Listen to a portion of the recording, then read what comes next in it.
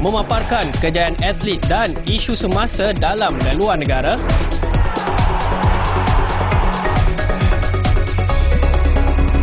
Saksikan Sukan Awani Isnin hingga Jumaat di Astro Awani, Gerbang Dunia Kita.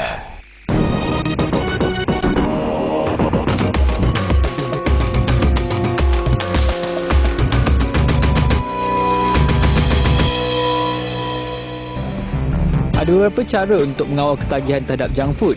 Antaranya ialah hindari junk food untuk sekurang-kurangnya 2 minggu dan tukar kepada makan kudapan lain yang lebih berkhasiat, contohnya kacang. Ianya boleh membantu anda mematikan ketagihan lama dan memperkuat ketagihan baru. Bersenam selalu supaya anda akan selalu ingin makan secara sihat. Naman selalunya diiringi tabiat pemakanan sihat dan menyeimbangkan badan. Elakkan dari menyimpan makanan segera atau junk food di dalam kabinet dapur anda. Buat perancangan pemakanan untuk diri sendiri dan keluarga. Elakkan dari membeli makanan yang kurang berkhasiat dan sebaliknya. Amalkan home cooked food. Apabila meninggalkan rumah, pastikan anda membekalkan diri dengan makanan sihat, contohnya roti wholemeal, untuk mengelakkan dari membeli junk food atau makanan segera bila lapar.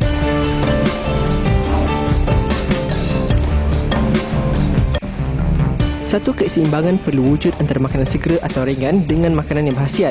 Sebagai contoh, wujudkan satu franchise dalam bidang makanan berkhasiat sebagaimana franchise makanan segera yang lain. Pemasaran dan tarikannya perlu setanding dengan franchise makanan segera. Kita juga boleh sarankan syarikat makanan ringan atau segera untuk mencipta menu baru yang lebih berkhasiat. Masalahnya sekarang, pengguna tiada pilihan dalam memilih makanan